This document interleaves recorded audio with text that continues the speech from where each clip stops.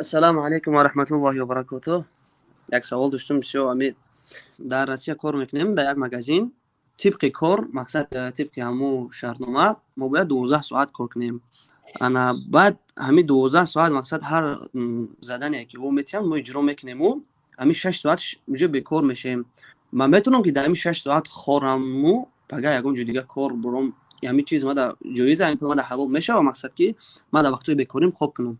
این اگر از کارخانه اجازت باشد هیچ باکی ندارد، لیکن در یک کارخانه 12 ساعت کار میکنید، آیا حق دارید که مثلا در دیگر جا مثلا برآمده با خیلی که میگن پدربادکه کارهای اضافگی کنید اجازت است یا نه؟ علما میگن که اجازت نیست مگرم با اجازت کارخانه اول. برای چی؟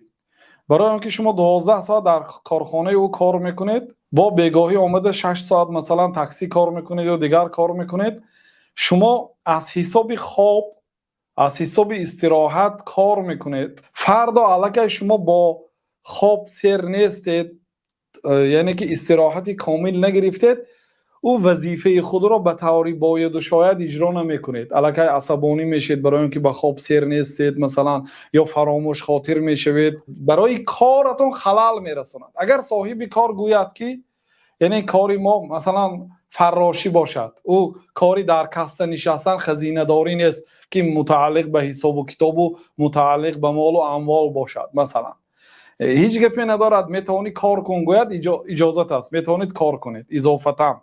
و این خواب هم اجازت میپرسید، برای آنکه شما به جای 6 ساعتی که مقصد مزد میگیرید باید فعالیت کنید، کار کنید. اصلا میگوید که من کارمو بر وقتر انجام میدهم، از حسابی که بر وقتر کارمو انجام دادم خواب میکنم، گفته اجازت میگیرید. والله اعلم.